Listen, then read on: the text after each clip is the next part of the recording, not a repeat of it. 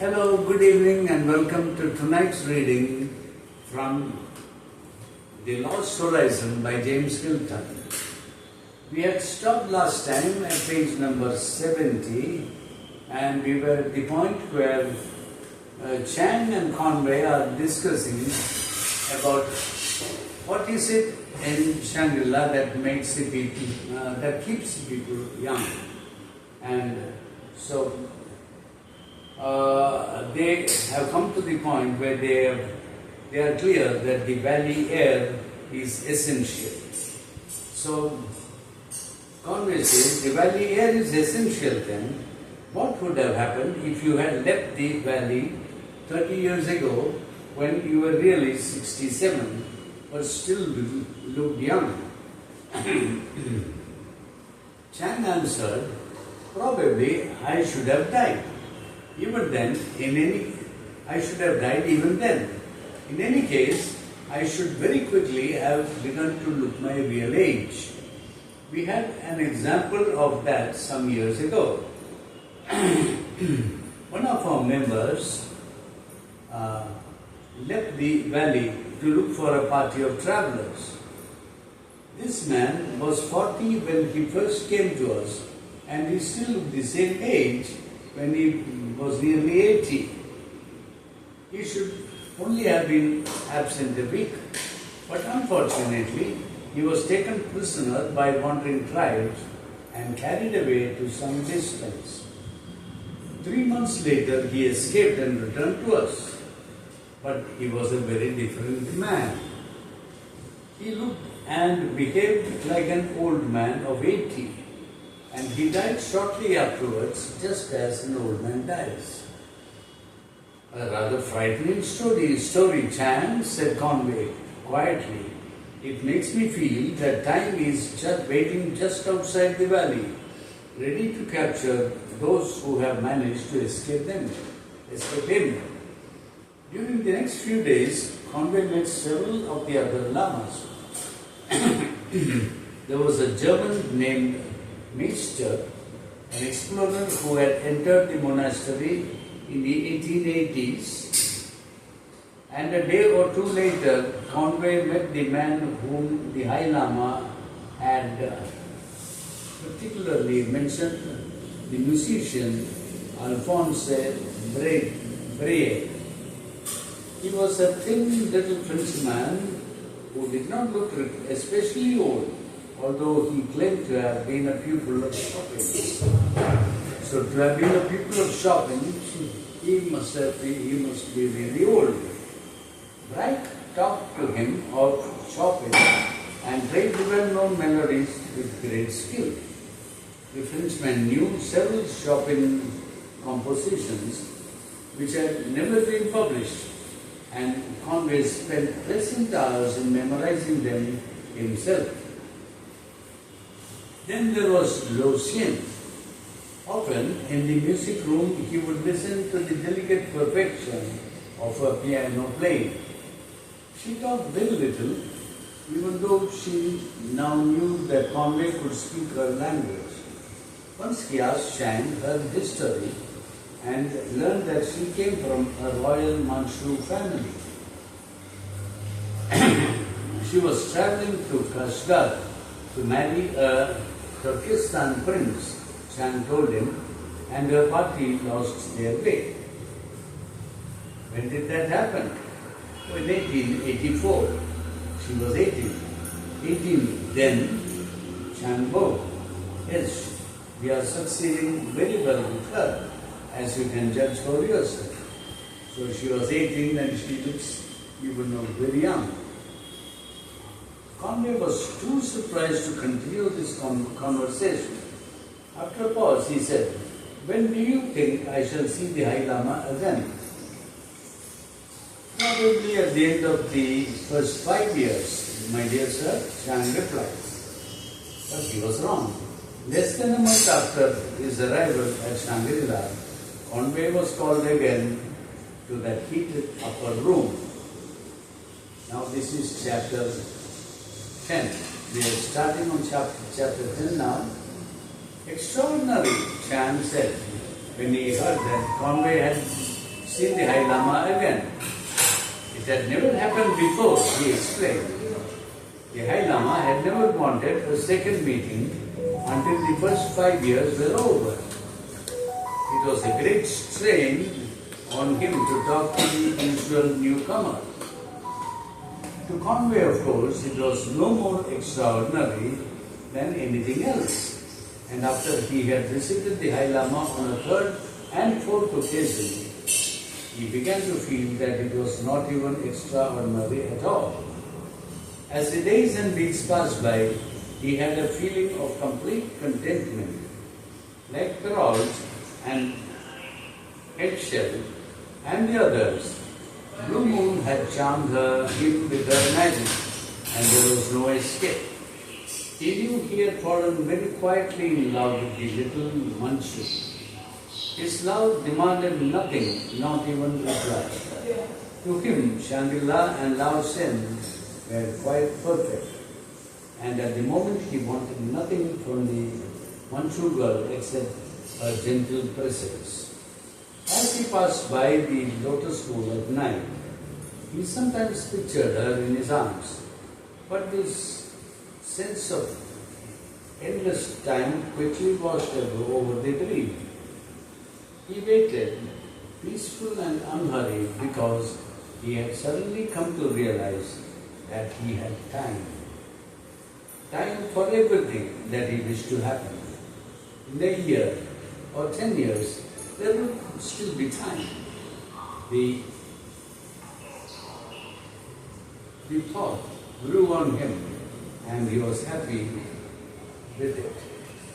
Then at intervals he stepped into the other life to meet Mallinson's impatience, Bernard's jokes, and good humor, and Miss Brinklow's cheerful common sense. He felt that he would be glad when they knew as much as he, although he was sure that neither the American nor Miss Brinklow would prove difficult cases. He was even amused when Bernard said one day, "You know, Conway, I think this would be a nice little place to settle down." I thought at first that I should miss the newspapers and the cinema, but I guess one can get used to anything. I guess one can, agreed Conway with a smile. And that leads me to something I've been wanting to say, the American went on. I've decided not to go with those porters this time. I expect they come here fairly regularly, and I'll wait for their next trip. You mean you're not coming with us? Yes, I've decided to stay here for a while. It's all very fine for you. Everyone will cheer when you get home. But the only welcome I shall get is from the police.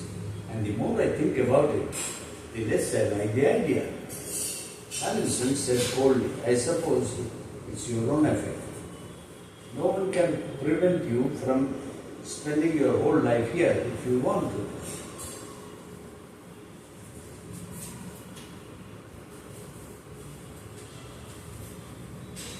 This piece is tonal. Miss Brinklow suddenly put down her book and said, "And as a matter of fact, I think I shall stay too." What? They all cried together. She continued with a bright smile. "I'm certain that I was sent here by God for a purpose, and I shall stay." They looked at her speechlessly, and she went on, "I want to teach them Christianity. That's why I've been learning Tibetan. I know just how to treat these people. I shall get my own way, never fear." "Well," said Bernard with a laugh, "it's just what I said. There's something attractive about this place. Possibly, if you happen to like, listen, wait.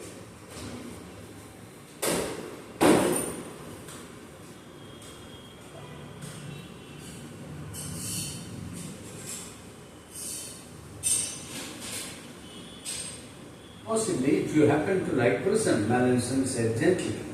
Afterwards, he spoke to Conway alone. That man Bernard annoys me, he said. I'm not sorry. We shan't have him with us when we go back. He stood in unhappy silence for a moment and then burst out. I only wish we could take the Chinese girl with us instead. Conway gently took his arm. He was filled with a sense of pity. This youth, so eager and alive, would be very unhappy when he knew the truth. I shouldn't worry about Lao San, he said softly. She's happy enough here. The next time he saw Chan, Conway said to him, I'm worried about Mallinson. I'm afraid he'll be very upset when he finds out the truth. So Conway is telling Chang that. Chang nodded his head sympathetically. Yes, it will not be easy for him. It will not be easy to persuade him of this good fortune. But in 20 years from now, he will be quite content. Conway felt that this was looking at the matter almost too calmly. I'm wondering just how we are going to tell him, he said. He is counting the days to the arrival of the porters, and if they don't come, but they will come. We are expecting the men within the next few weeks, said Chan. Then you will find it hard to stop Mallinson from joining them. We shall not attempt to stop him, Chan said. He will merely discover that the porters are unable to take anyone back with them. He will be disappointed, of course, but he will soon begin to hope that the next party of porters, due in 9 or 10 months' time, will prove more ready to take him. Conway said sharply, I think you are wrong. He is more likely to try to escape on his own. Escape? Is that really the word that should be used? After all, the path is open to anyone. So you allow people the chance to escape because you know that they would be fools to take it. Even so, I expect some of them do. Well, it has happened very occasionally, Chan said. But they are usually glad to return after the experience of a single night outside.